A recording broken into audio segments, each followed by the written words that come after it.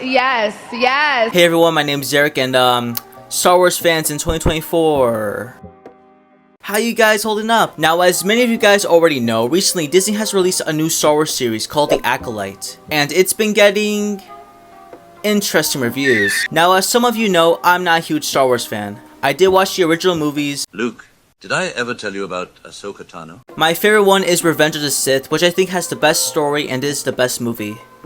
In my opinion, I've seen some Clone Wars, but pretty much that's where my ties to the franchise end. But even then, despite my lack of knowledge about this franchise, I can see that ever since The Last Jedi, the franchise has been going downhill. In 2012, you probably already know the story, it's a tale as old as time. But back in 2012, George Lucas sold the rights to Star Wars to Disney. And ever since, they've been able to do pretty much whatever they wanted with the franchise. To put this in perspective, let's say that Star Wars is a bowl of mac and cheese. It's something you made, you're very proud of it, your family likes it, your friends like it, they would even compliment you. So over time, you decide to keep making mac and cheese and now many people like it. But one day, you get approached by a very big company.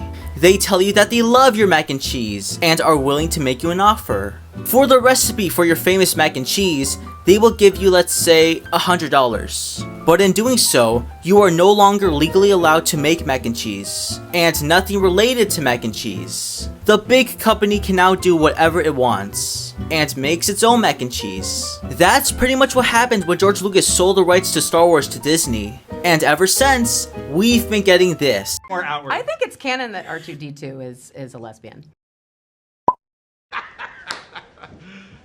You serious? You can honestly blame anyone from J.J. Abrams, Kathleen Kennedy, Leslie Headland, or even the mouse himself. But how this happened or who started it doesn't really matter. What matters now is how can we fix this and save the brand from further damage.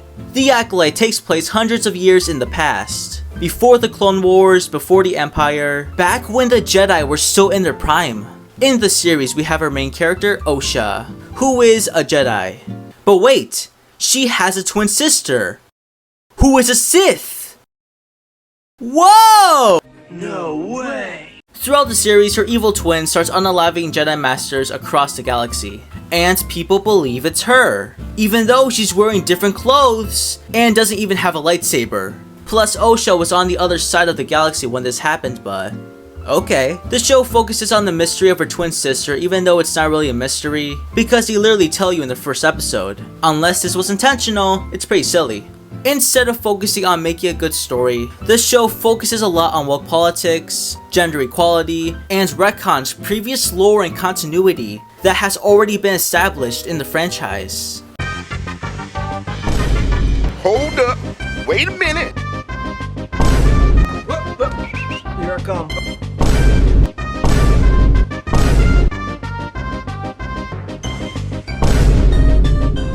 Father's lightsaber. This is the weapon of a Jedi Knight.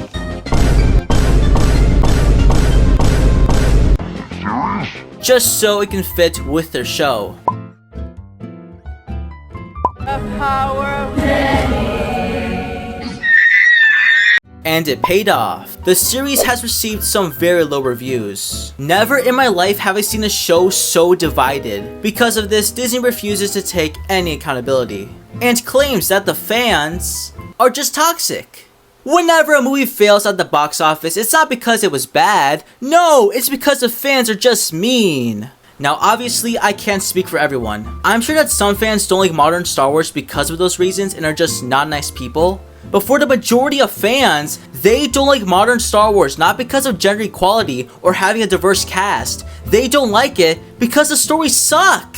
Sure, we've had some stuff like The Mandalorian and oh wait, that's it. But we've also gotten stuff like The Last Jedi, The Book of Boba Fett, a show called Kenobi, without it focusing on Kenobi. Genius! I think two of the main problems a lot of people have with modern Star Wars, or at least what I've seen, is the writing and the characters. For example, just look at Darth Vader. Here, in the original movies, he is a calm and collective individual who doesn't let his emotions get in the way of his mission. Everything he does with a purpose. A giant force of nature, towering over everyone else around him. To him, there is a sense of mystery and fear because you don't know what he's thinking or what he's going to do next. And here we have Kylo Ren, who has no sense of mystery because he is constantly taking off his mask. He is impatient, immature, constantly lashing out on others, and doing things and making decisions simply out of anger and hate. This is supposed to be the new Vader? He's not even a good villain! Every time he gets close to Rey, he gets his butt kicked! 2024, still not letting this go. And I don't even like this franchise that much. And that's the problem with the new characters in Star Wars. I don't like them that much. They are either watered down versions of past characters or just overpowered at the very beginning. Do you see the problem? People don't like Rey not because she is a woman. Or at least not me. They don't like her because in the very beginning of the story, she's already overpowered. She was able to use a lightsaber perfectly even though she never used one her entire life. She's strong, quick, intelligent. She is perfect in every way. But because she is already perfect, there is no room for growth and character development. I know you don't want to show your strong characters being weak because it makes them seem less impressive. But if you want people to care about them and make them seem as actual people, don't make them perfect at the beginning. Make them suck. Then later on in the story, make them go through obstacles and challenges. There are steps where you see them grow in strength and as people. A great example for this is Mulan. In the beginning of the movie, Mulan was not an expert in combat. I mean, why would she be? She never fought anyone in her life. But when she first joined the army, that's when she realized she sucked. That's when she was given new challenges. She wasn't automatically good at the very beginning because she had to train and work hard. She became better over time. Mulan is the best example of a good strong female protagonist, or just a good protagonist in general. You can understand her challenges, what she's going through, making her relatable, and overall just a fun and interesting character. Until Disney made a remake where she was pretty much just Rey, over here doing backflips and shit at the age of 5. You just can't leave things alone, can you? As for the stories, nothing has weight to it. Everything that happens just happens. Somehow Palpatine returned. Disney has been on the woke train for a while now, but it's gone to the point where they not only bash on their male audience, but they're also trying to get a majority of their Star Wars fans to be just women. But the thing is, why? Why does it matter that majority of your audience in Star Wars is men? Now, if you were a famous franchise, it's safe to say that you wouldn't want to have a cringy fanbase. I mean, they are your fans, so whatever they say or do could end up reflecting you. Because if your fans are toxic, people are going to assume that you're toxic. Every franchise has its cringy fans. From My Hero Academia, FNAF, and even my fellow Marvel fans, okay? It's unavoidable.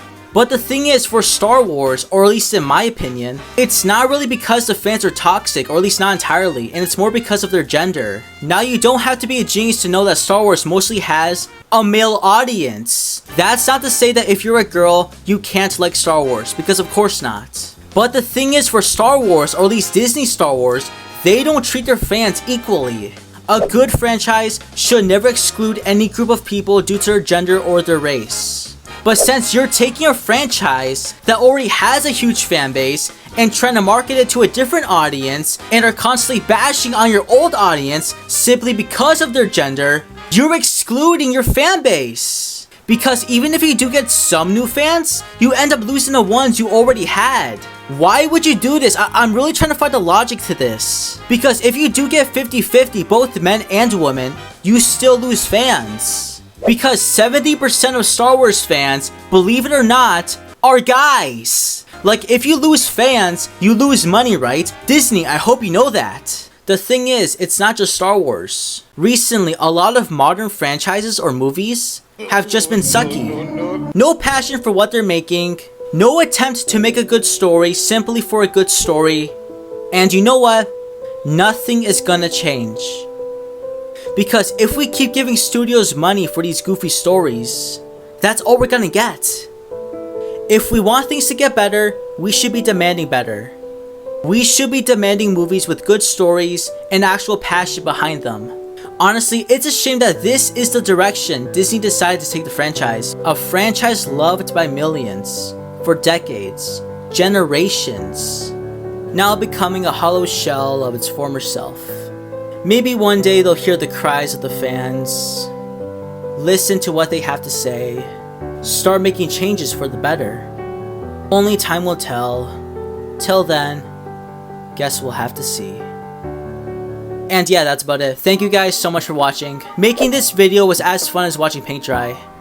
Or watching the Acolyte. So if you can click the little button that says subscribe, that would be amazing. Don't forget to like and share. My name is Eric. I'm going to bed. Anger is not the way of the jet.